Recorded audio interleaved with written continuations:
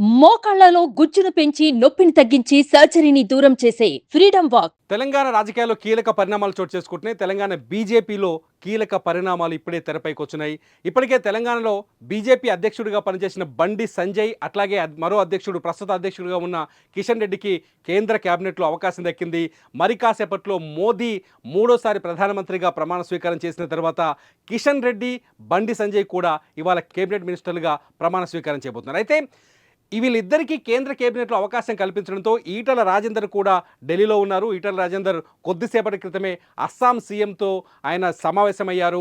అయితే ఈటల రాజేందర్ కూడా తన ప్రయత్నాలు తాను చేస్తున్న నేపథ్యంలో ఈటలకు ఒక శుభవార్త అందించింది బీజేపీ అధిష్టానం.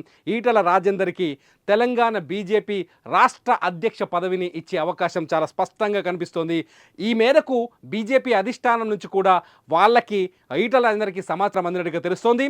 రేపు ఉదయం ఈటల రాజేందర్ ఢిల్లీలో అమిత్ షాతో భేటీ కాబోతున్నారు. తెలంగాణలో ఆయన్ని అధ్యక్ష పదవి బాధ్యతలు చేపట్టమని అమిత్ షా సూచించే అవకాశం ఉంది.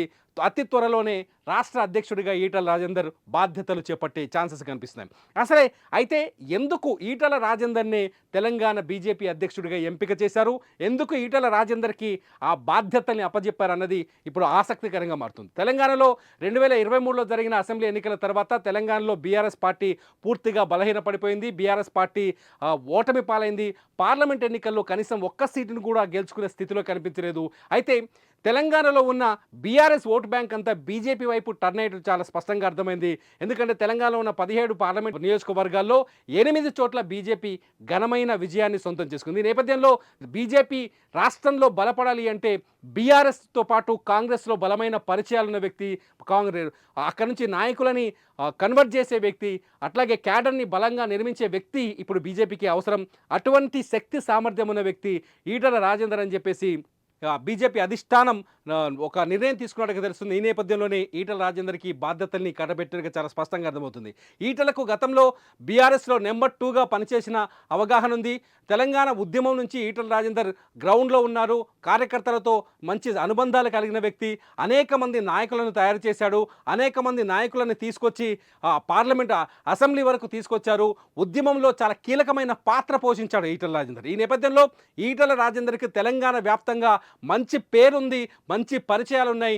ఇటు కాంగ్రెస్లో కావచ్చు, అటు బీఆర్ఎస్లో కావచ్చు ఆయనకు సంబంధించిన నాయకులు, అనుచరులు, కార్యకర్తలు కూడా ఉన్నారు ఇప్పటికి కూడా. అటువంటి ఈ నేపథ్యంలో ఈటలకి బీజేపీ రాష్ట్ర అధ్యక్ష పదవిని కట్టబెట్టడం వల్ల అనేక మంది నాయకుల్ని పార్టీలో చేర్చుకునే అవకాశం ఉంది.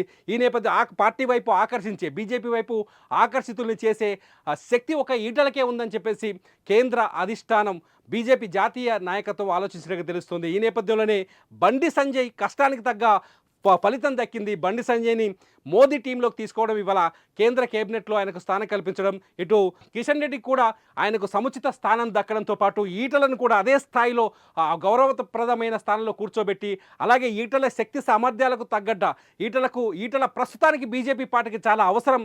ఈటల తెలంగాణలో బీజేపీని నిర్మించడంలో కానీ, తెలంగాణలో బీజేపీ కార్డర్ని పెంచడంలో కానీ, తెలంగాణలో బీజేపీ కొత్త నాయకులు తీసుకురావడంలో కానీ, వలసల్ని ఇతర పార్టీల నుంచి వాళ్ళ నాయకుల్ని ఆకర్షించడంలో కానీ ఈటల బలంగా పనిచేస్తాడని చెప్పేసి జాతీయ నాయకత్వం ఆలోచిస్తున్నట్టుగా తెలుస్తుంది. ఈ నేపథ్యంలోనే ఈటల రాజేందర్కు తెలంగాణ రాష్ట్ర అధ్యక్ష పదవిని ఇవ్వాలని మొదటి నుంచే బీజేపీ ఆలోచిస్తూ వచ్చినట్టుగా తెలిసింది. మొదటి నుంచి ఊహిస్తున్నారు అందరూ. తెలంగాణలో బండి సంజయ్కి క్యాబినెట్ మినిస్ట్రీ గ్యారంటీ, కిషన్ రెడ్డికి cabinet ministry guarantee. Bandi Sanjay కష్టపడ్డాడు, పార్టీని బలోపేతం చేశారు. తెలంగాణలో అధ్యక్షుడిగా ఉన్నప్పుడు బండి సంజయ్ చాలా బాగా పనిచేశాడు. రూరల్లో అర్బన్ పార్టీ మాత్రమే తెలంగాణలో బీజేపీ అన్న నేమ్ నుంచి బీజేపీని గ్రామీణ స్థాయికి విస్తరించేలా బండి సంజయ్ పనిచేశారు.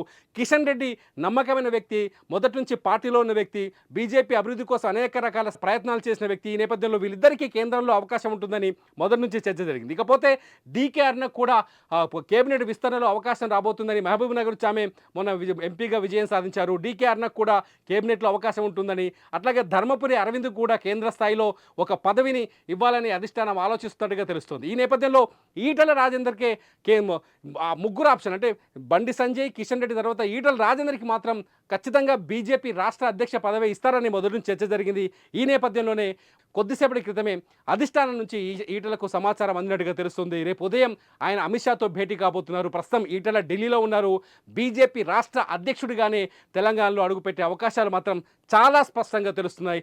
ఈటలకి మొత్తానికి తెలంగాణ బీజేపీ అధ్యక్ష పదవి ఆయన చేతికొచ్చిందని ఇప్పుడు తెలుస్తోంది. చూస్తూనే ఉండండి సుమన్ టీవీ. సుమన్ టీవీలో మీ పర్సనల్ అండ్ బిజినెస్ ప్రమోషన్స్ కోసం కింది నెంబర్కి కాంటాక్ట్ చేయండి.